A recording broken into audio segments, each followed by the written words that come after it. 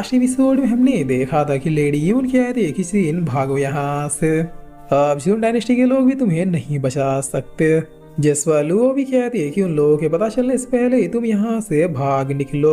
तब सीन कहता है डोंट वरी, मैं सब कुछ संभाल लूंगा, टेंशन लेने वाली कोई बात नहीं है।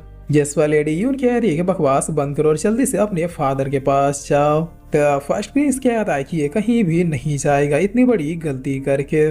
इसने दो पावरफुल डायनेस्टी के प्रिंसों को खत्म किया है। अब ये उन लोगों के सामने किसी मुजरिम की तरह पेश होगा। जसवा सीन कहता है कि वो तो तुम लोगों ने भी औकात दिखाई ही दिया। देखो तुम लोग डरते हो तो फिर आराम से डरो, लेकिन मैं किसी से नहीं डरता। मुझे जो भी चैलेंज करेगा वो मरेगा, ये मैंने होश में आते ही ऐलान कर दिया था। तो फर्स्ट प्रिंस कहता है कि तुम अब भी एरोगेंट बन रहे हो।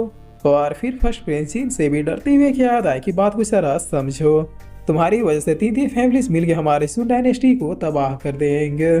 जिस पर चीन अब यहाँ से जाते हुए कहता है कि मुझे बस कुछ दिन चाहिए, उसके बाद मैं उन तीनों फैमिलीज को भी देख लूंगा। तभी यहाँ अब अनाउंसमेंट होती है कि बाइसी एम्पायर के लोग भी आ रहे हैं। जिस पर चीन कहता है कि बाइसी एम्पायर, ये तो वही एम्पायर जो अभी सारे लोअर डिवीजन के सेक्टरों में बम्बू करके रखा है। और फिर चीन हमें बताता है कि ये रिलम टोटल 5 रीजन्स में डिवाइडेड है, जहाँ सुन डायनेस्टी और इसी की जैसे आंडू पांडू डायनेस्टी होली रिलम के अंडर में आते हैं। यह इन 5 रीजन्स में सबसे छोटा वाला है। बाइसी एम्पायर वेस्ट रिलम के अंडर में आता है, जो कि इन 5 रीजन्स में सेकंड मोस्ट पावरफुल है। और इनसे भी ऊपर नंबर 1 पे है एंशिएंट रिलम, जो इन लोगों को अपने सामने कुछ भी नहीं समझते। एंशिएंट रिलम वालों को तो लगता है कि उनके अलावा जो बाकी के 4 रीजन्स है वो एकदम से ही वीक है, इसलिए वो लोग जरा भी ध्यान नहीं देते। अगर एंशिएंट रिलम को साइड में रखा जाए तो फिर वेस्ट रिलम का सबसे पावरफुल सेक्ट बाइसी एम्पायर है। ये लोग अपने क्रूरता और डोमिनेंस के लिए स्पेशली जाने जाते हैं। तो अब सेकंड प्रिंस क्या आता है कि अगर बाइसी एम्पायर वाले चाहे तो फिर सुन डायनेस्टी को छुटके बजाते ही मसल सकते हैं। इसीलिए हम बर्थडे या फिर पार्टी के बहाने उन तीनों ही डायनेस्टी के प्रिंसों को अपनी तरफ रखते थे, ताकि अगर कभी दुश्मनी हो तो फिर इनसे कम से कम टक्कर की फाइट हो सके। इनका जो मन करता है ये लोग वो करते हैं। आखिर 5 पावरफुल रीजन्स में ये सेकंड मोस्ट पावरफुल जो है। तो अब इसकी इतना कहते कहते यहाँ पर बाइसी एम्पायर का प्रिंस और इसके साथ ही एल्डर आ जाते हैं।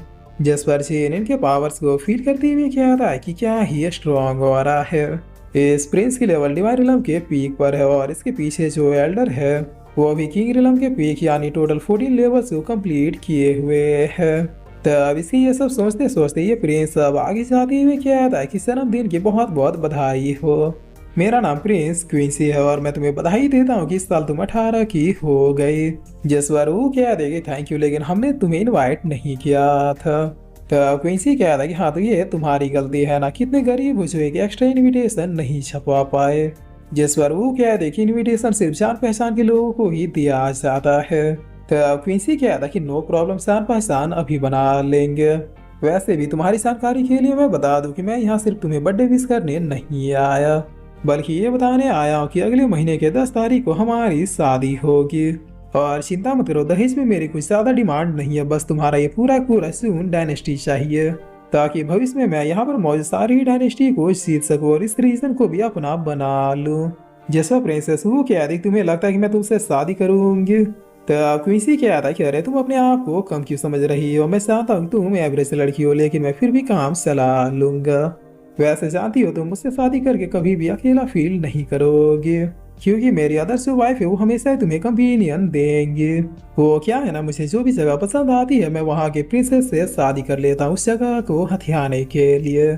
मेरी कितनी पत्नियां हैं एग्जैक्टली ये मुझे भी नहीं पता। जसवा प्रिंसेस कह रही है कि बकवास बंद करो, मैं तुमसे शादी नहीं करने वाली। तो क्वींसी कह रहा है कि क्या हुआ, मैंने तो सब कुछ सच सच बता दिया। देखो प्रिंसेस, तुम उतनी भी सुंदर नहीं हो जितना खुद को समझती हो। ये तो तुम्हारा सौभाग्य है जो मैं तुमसे शादी करने के लिए आ गया, वरना तुम्हें उठा के नौकरानी भी बना सकता था। जिसे सुन के सीन अपने मन में क्या था कि वाह क्या बात है, अकड़ तो बहुत ही लोगों में। तो क्वींसी क्या था कि अब अगर एक और बार तुमने ना कहा तो फिर मैं तुम्हारे दोनों भाइयों को मारने के बाद तुमसे शादी करूंगा। जिसवा वो कह दे कि नहीं तुम ऐसा नहीं करोगे। तो अब लेडी यून कह रही प्रिंसेस अब हमारे पास कोई भी रास्ता नहीं बचा। जसवा क्वींसी कह रहा है कि अब बता मुहूर्त निकलवाओ या फिर ऐसे ही शादी करोगे। तो प्रिंसेस वो कहती है कि मैं किसी और को पसंद करती हूँ। जसवा क्वींसी अब काफी गुस्से में आती हुई कह रहा है कि क्या कहा तुमने, मैंने जरा ठीक से सुना नहीं। तो प्रिंसेस वो सीन की तरफ देखते हुए कहती है कि मैं ऑलरेडी किसी को हाँ कह चुके हूँ। जिस पर सीन कहता है कि ये सब ये मेरी तरफ देख के क्यों बोल रही है। तो वो कहता है कि एल्डर गो आखिर अब मैं क्या करूँ। जिस पे एल्डर गो कहता है सॉरी प्रिंसेस लेकिन अब मैं भी कोई भी हेल्प नहीं कर सकता। इसके साथ जो ओल्ड मैन है वो किंग रिलम के पीक पर है, यानी वो किंग रिलम के लास्ट लेवल 14 पर है और मैं सिर्फ किंग रिलम के दूसरे लेवल पर। तो क्वींसी अब सीन के पास आती हुई कहता है कि वो तो ये तुम्हें चाहती है मिस्टर भोंदू। छी छी छी, मुझे तो तुम्हारे बॉडी से सिर्फ और सिर्फ गाँव और गोबर की स्मेल आ रही है। आखिर तुमने प्रिंसेस को फंसाया कैसे। खैर मैं समझ सकता हूँ, लड़कियों का दिमाग तो घुटनों पर ही होता है। जिस पर वो क्या देखिए वो पर्सन नहीं है जिसे मैं लाइक करती हूँ, प्लीज उसे कुछ भी मत करना। तो क्वींसी क्या याद है कि ओ एम सी ये तो टूरू लव है। अगर तुम इसे लाइक नहीं करती तो फिर इस नौकर जैसे लड़के को बचा क्यों रही हो। ये नौकर ही है ना, इसकी लेवल शायद स्पिरिट रिलम के 5वें लेवल पर है। अरे इस लेवल के साथ तो हमारे यहाँ बच्चे पैदा होते हैं। क्या तुम्हें अपना मुंह काला करने के लिए यही मिला था। तो वो कह रही कि ऐसी कोई भी बात नहीं है। जिस वक्त क्वींसी अब सीरियस होती हुई क्या था कि तुम दो कौड़ी की प्रिंसेस हो के मुझे बताओगी कि क्या गलत है और क्या सही। तो वो कह रही है कि अपनी सामान संभालो, मैं तुमसे नहीं डरती। जिस वक्त क्वींसी अब सीन से क्या था कि वह भौंदे तुम अभी तक खड़े क्यों हो। कोई सरिया तलवार उठाओ और खुद को खत्म कर लो, वरना अगर मैंने हाथ लगाया तो फिर बहुत ही पेनफुली मरोगे। चलो जल्दी करो, मेरे पास टाइम नहीं है।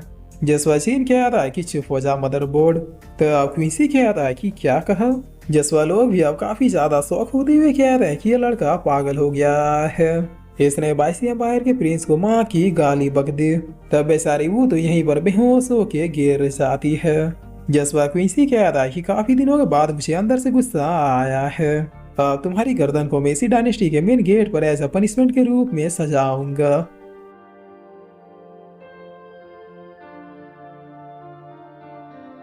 और फिर इसी के साथ ये एपिसोड यहीं पे खत्म होता है।